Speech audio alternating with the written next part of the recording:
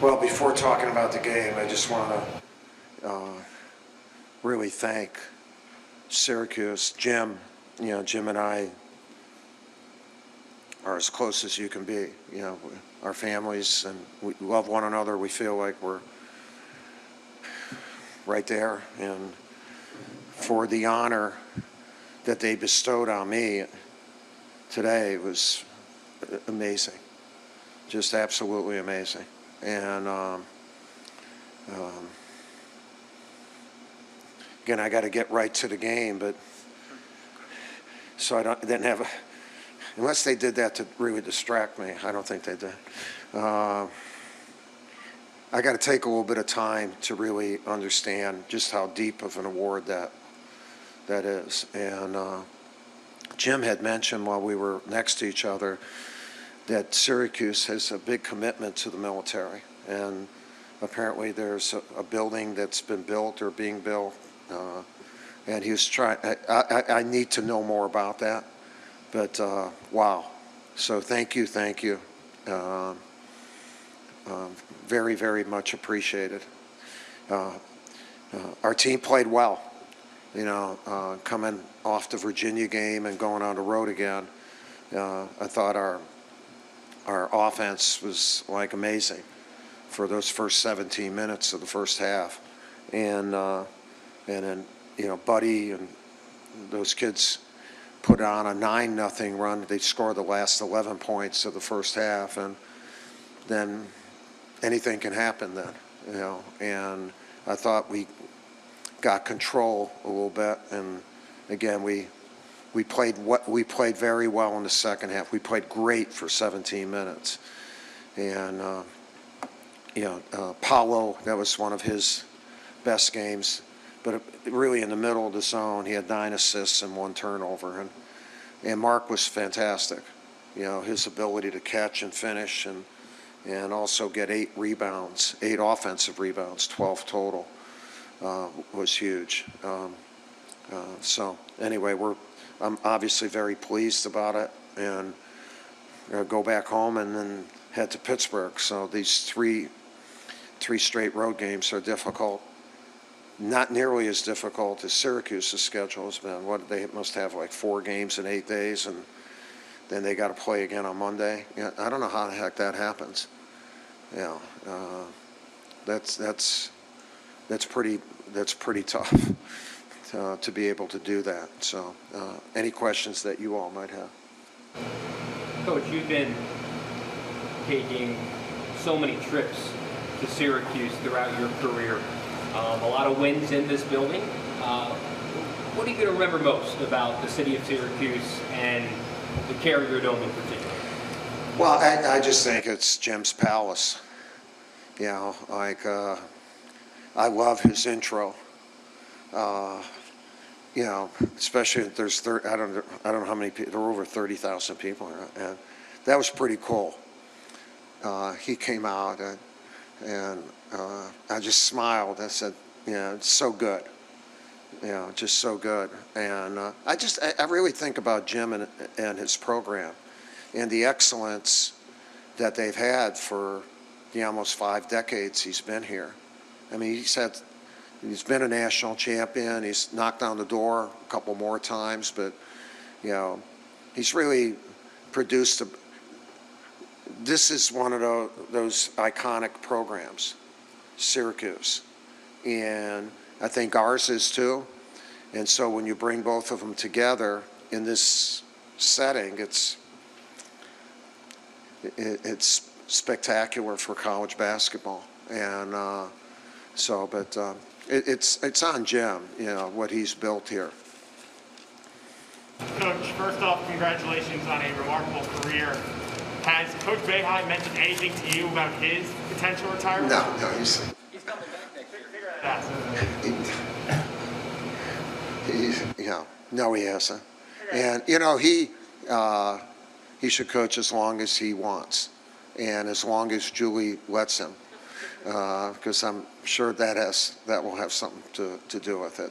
No, we never talk about that. And just to follow up, if I may, when you look at the matchups that you've had with Syracuse over the years, is there one matchup that stands out the most? Obviously, this year has been 2 blowouts, but is there one that you always look back on fondly?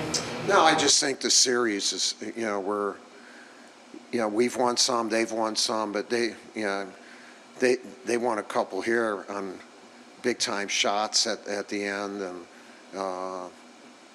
they've just been really good games. This one could have been, but our kids took control over it. But for the most part, they've been outstanding games, and I still think they're a dangerous out.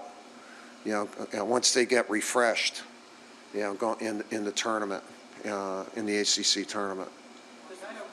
Say they don't look at the coach on the other end of the floor, they watch the game, but did today mean anything more to you, knowing it was perhaps your last? Yeah, before the game, I'm sure I know he does the same thing. You're not looking, I wonder what Jim's doing now, or wonder what Mike's doing, and boy, he's standing up too much, or you don't do anything like that.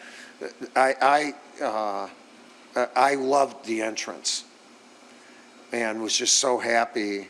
It's kind of like, whoa, it's pretty good. That's pretty good, and especially because they're not 22-6. They're fighting for every game and whatever. But to see this kind of support, somebody said that, I don't know, how many students go to school here? 17 undergrad? How many? 16,000 undergrad? Okay, they said something like 8,000 students were here. Holy mackerel. Crazy. How good is that? It's so good. The ACC is so very lucky to have Syracuse as a member. That was a big day for the ACC when Syracuse joined our conference. Huge. Paolo had not had a scoring game like this in a while. I think Notre Dame's last time he had 20.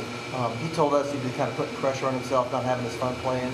How did you see him working through that, and what made the difference for him today? Yeah, well, working through it is the main thing. We've talked.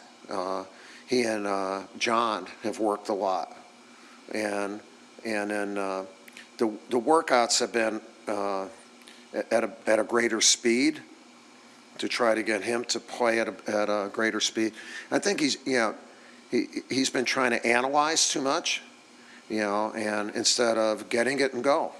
Like to analyze it before you get the ball and be more instinctive. And so he's a lot quicker today. And he was the guy in the middle of the zone that hurts any zone when you have a guy like that doing that. 9 assists, 1 turnover, and then he hit 4 threes. So really outstanding performance. You said earlier this week that your team has really turned the corner, practicing and preparing for games at a championship level. Is that kind of what we saw play out in the first 17 minutes? Yeah, we've been a much more mature team, an older team.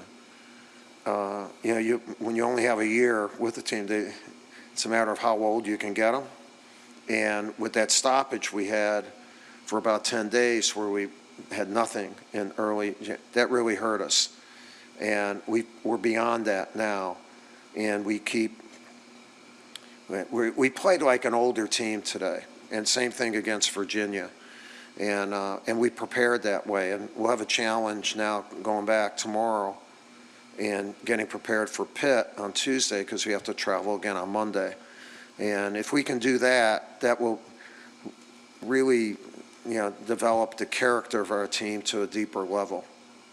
Steve just mentioned Paolo talked about how he was trying to have more fun out there. One sequence that stood out with Mark was he hit and one sort of silence the crowd when they were getting back into it, and he was just smiling. I'm just wondering if you can just talk about how sort of trying to play more fun out, try to have more fun out there is going to focus with the team. Well, you're going to have more fun if you're playing better. If you're not playing as well as you think you're going to, look, he's a great teammate and wants us to win and is happy about that. But he wasn't happy about the level of performance. Big difference.